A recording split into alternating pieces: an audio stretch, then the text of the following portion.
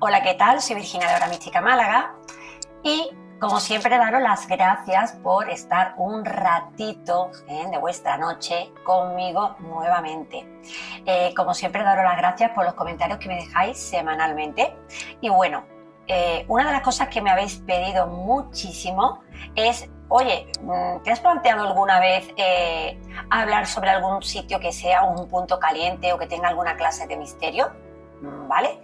Pues oye, dentro de los millones de lugares que conozco, no todos he ido en persona, hay que matizar esta cuestión. Pues oye, he elegido uno que yo creo que resuena bastante.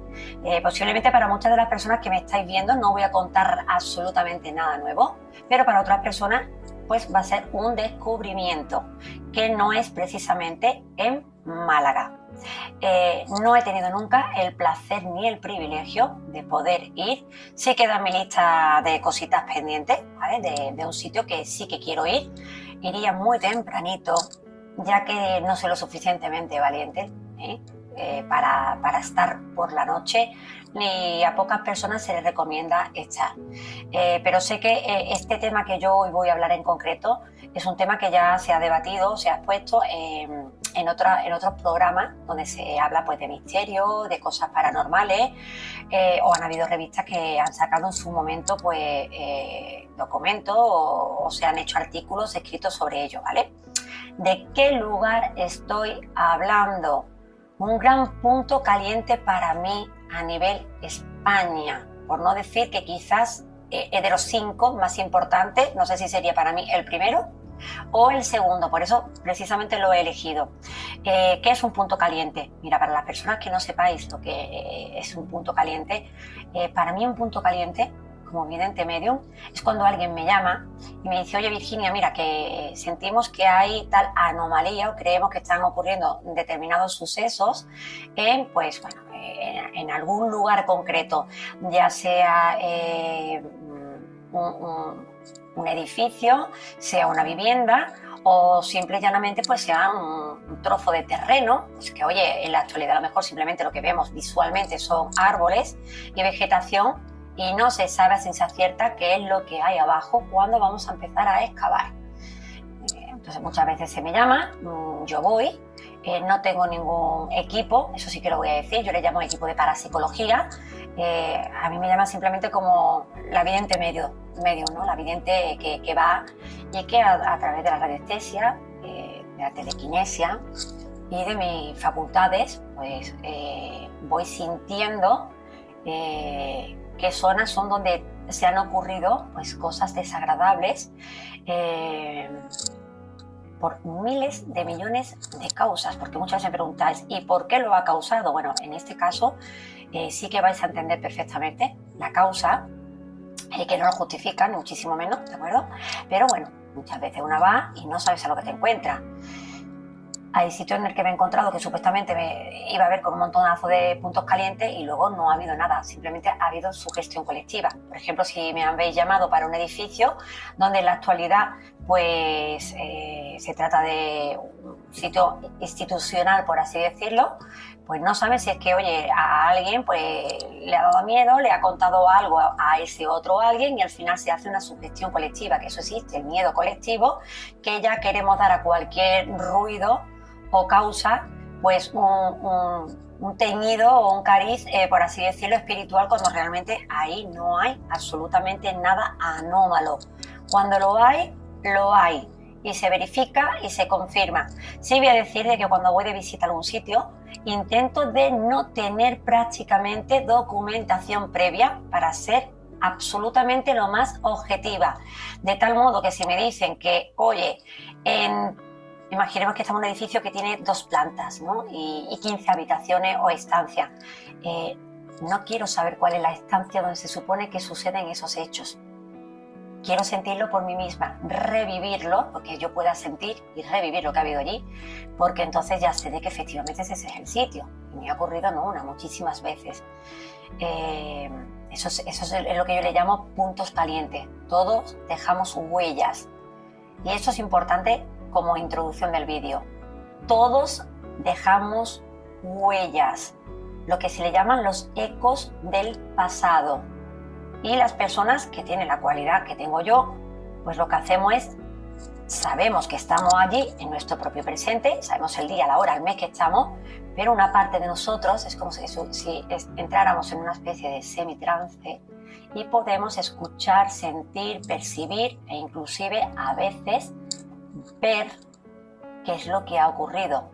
Es como, a veces es difícil explicar, hablar del mundo espiritual y de la evidencia parece muy fácil, pero de verdad os digo que no.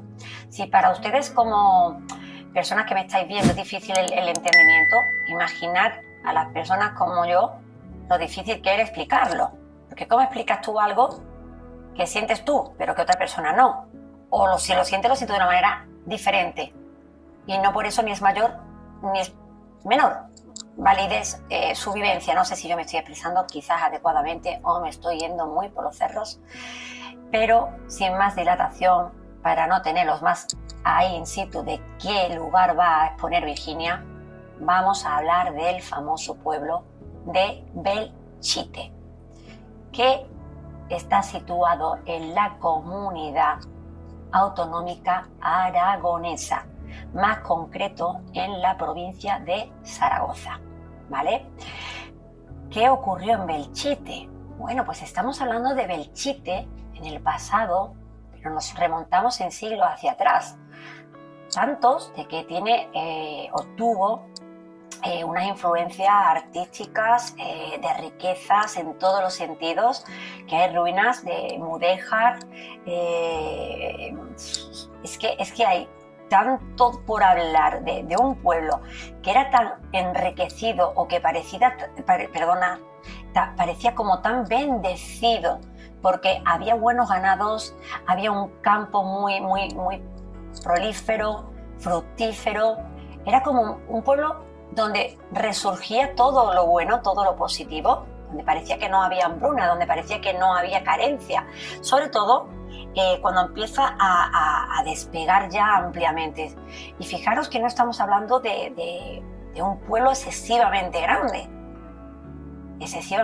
Entonces estamos hablando que a partir del siglo XVII, 1600, es cuando empieza realmente ya a crecer de una manera pues muy bruta. Y oye, a través de los siglos pues ya estamos hablando de fábricas, textiles, bueno, vamos a decir que si tú decías que eras de Belchite, pues daba la sensación de que, oye, tú no pasabas hambre.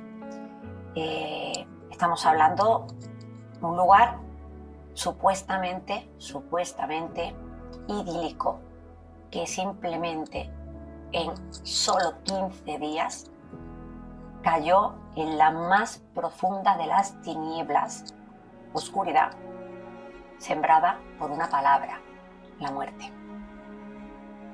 Es curioso, ¿no?, de que durante siglos un lugar tan próspero, tan animado, donde todo es vida, que sí, que habría personas y familias que estarían, que se llevasen bien o mal, o rivales o menos rivales, pues como todos los lugares, ¿no?, sus cosas, pero que visto desde fuera todo el mundo, un punto importantísimo. Y no estamos hablando de una ciudad, que estamos hablando de un pueblo, que yo no infravaloro a las personas que viven en un pueblo, pero es verdad que siempre las personas que somos de capital tendemos de forma errónea a infravalorar la riqueza que se puede haber en un pueblo, cuando a lo mejor la hay más que inclusive en una gran ciudad.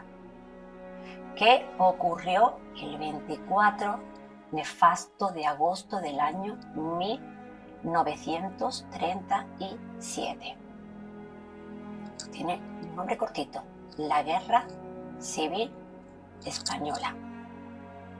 Belchite fue una tremendísima víctima de la Guerra Civil Española, donde para avanzar en la conquista entre los que eran rojos y los que no eran rojos, hay una guerra, perdonadme, no está justificado, porque mucha gente no pide ir a la guerra, quiere seguir viviendo su formato de vida independientemente de los ideales, que tú puedes comulgar con unos ideales más que con otros, pero muchas veces la guerra la forman otras personas por otros intereses, donde al final es el pueblo el que cae en la pobreza y el que acaba muriendo.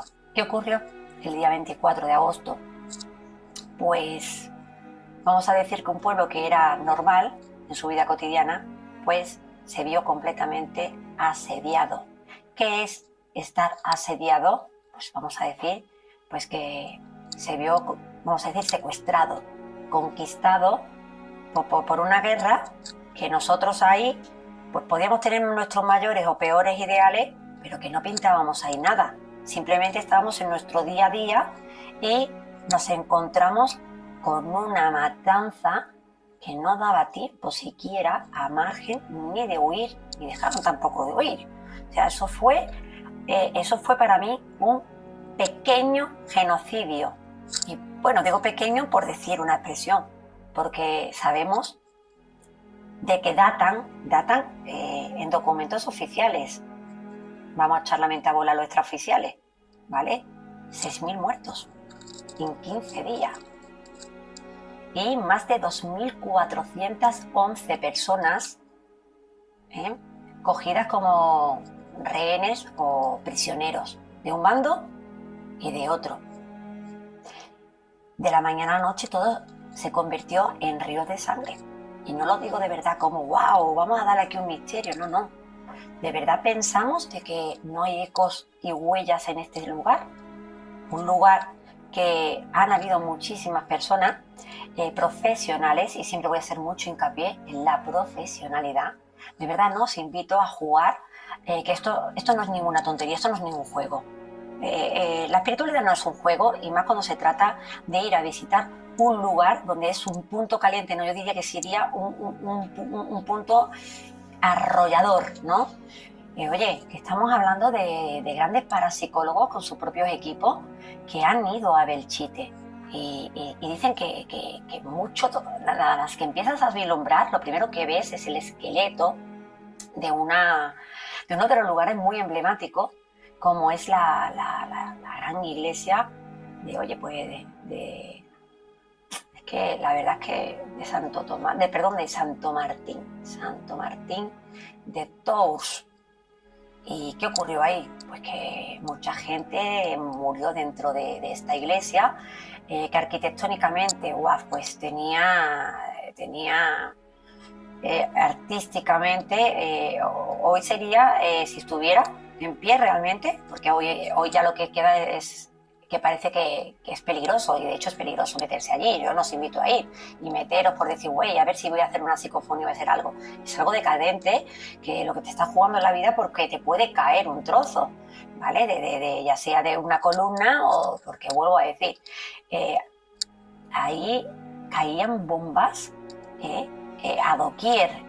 Ahí se encerraron muchísimas criaturas buscando ese refugio que no se le dio, pensando que era un lugar sagrado, que se iba a respetar, que era una iglesia donde normalmente se suelen meter son los niños, las mujeres o las personas mayores.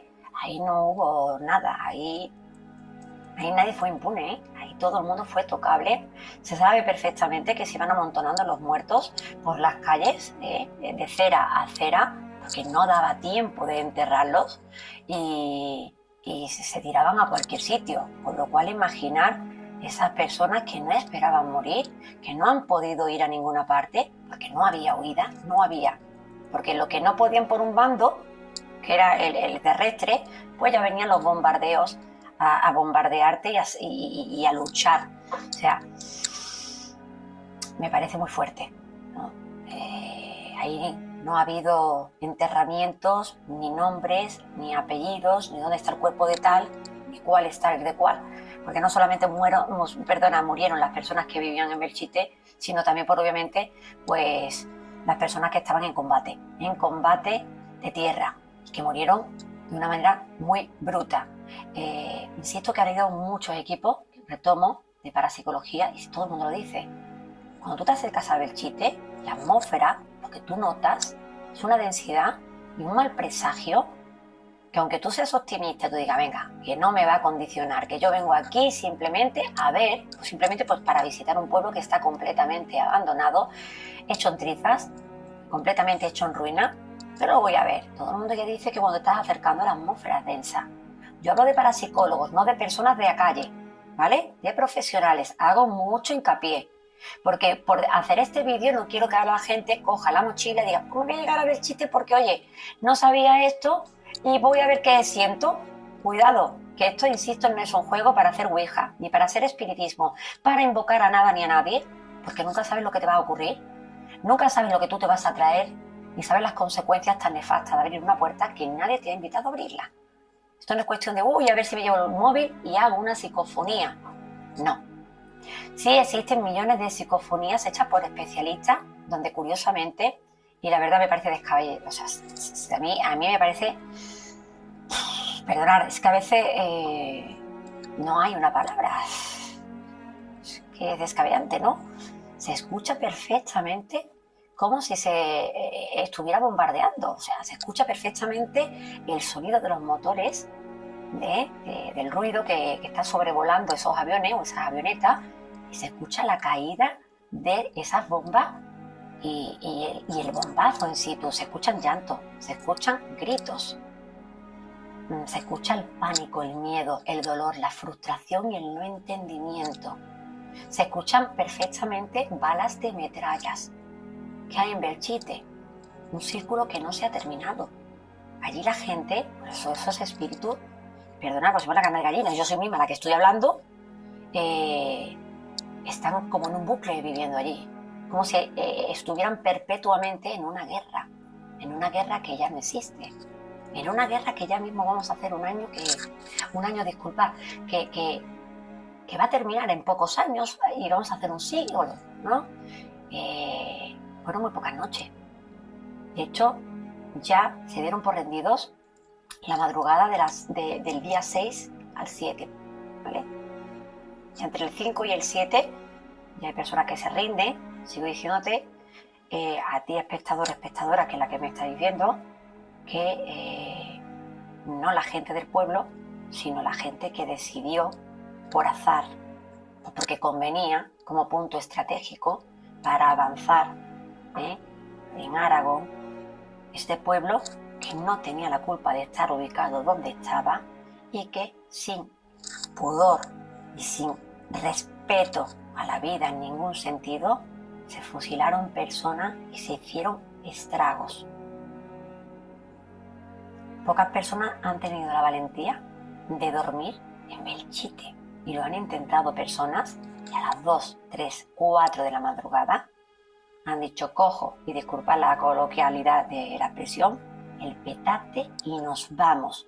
Personas con un alto de nivel psíquico, personas con una profesionalidad a la espalda de muchísimos años y han dicho nos vamos, volvemos mañana por la mañana, pero por la noche no. En la actualidad existe el nuevo Belchite, ¿vale? Que está a kilómetros de este lugar que, insisto, es un punto nefasto y caliente. Con los pocos supervivientes que quedaron, pues intentaron de rehacer con el mismo nombre, ¿vale? Por la gracia.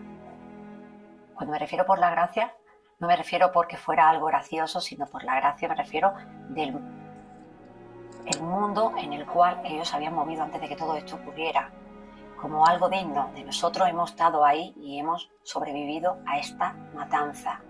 Yo no sé qué pensáis ustedes. Yo podría hablar mucho y más profundamente sobre Belchite, pero me estaría extendiendo. Sabéis que soy partidaria de vídeos cortos. Lo pongo para que investiguéis, para que analicéis y estudiéis. Y si tenéis la enorme fortuna de ser aragoneses y poder ir cerquita a Zaragoza, que sé que son provincias bastante grandes, que el que yo no haya estado no quiere decir que yo no sepa la cantidad de habitantes o las extensiones de tierras que hay en cada comunidad, que sé muy bien el mapa geográfico, pero yo sí que iría. Por obviedad, si estoy en Málaga, a mí me cuesta muchos kilómetros y iría solo y exclusivamente para estar 3-4 días visitándolo a unas horas que yo sintiera que son las adecuadas para mí, que no para los demás. No haría ninguna psicofonía, no invocaría nada ni a nadie, nunca lo he hecho, jamás. Aunque sea un evidente medio, en todas las personas que venís aquí, sabéis que lo único que me dais es el nombre del difunto o difunta que queréis hablar. Y si esa persona viene, sabéis que yo no le pregunto quién eres ni nada de nada. Ellos os cuentan su vida Y yo siempre os digo que yo simplemente soy una reproductora, con lo cual sabéis que no os miento. ¿Por qué? Porque estoy contando cosas que, partiendo de la base que no te conozco, pues menos puedo conocer las características de la persona difunta que me está contando de que ha muerto, cuáles han sido sus penas, sus alegrías, sus defectos y sus virtudes. Eso no me hace especial. Simplemente es una facultad, como todo el mundo puede tener 800.000 diferentes y tan lícitas.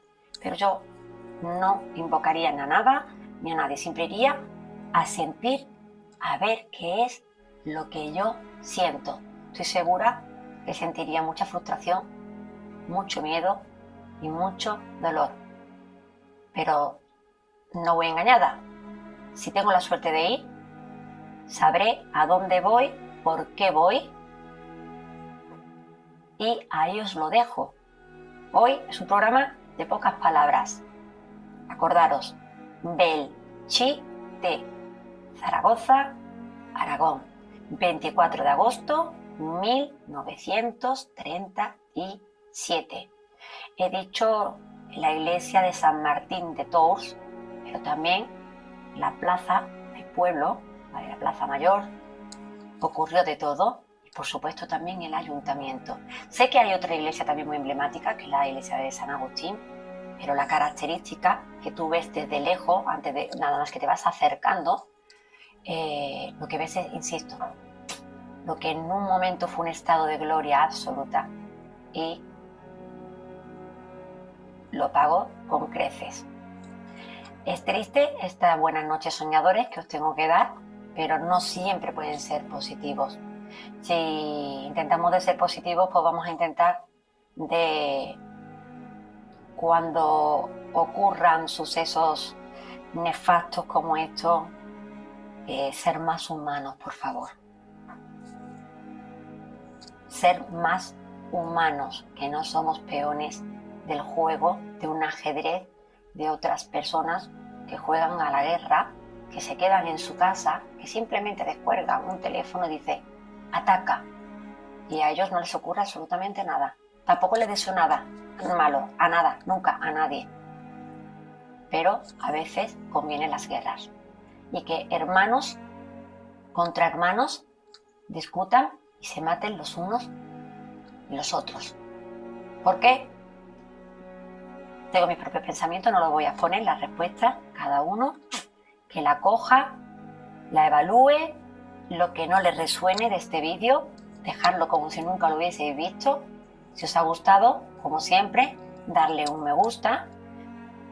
Expuesta a todos los comentarios que me queráis escribir, que os gusta mi canal y nunca lo habéis visto o lo habéis visto varias veces, pero oye, no sabíais que podíais suscribir, podéis hacerlo, ya que la suscripción es completamente gratuita.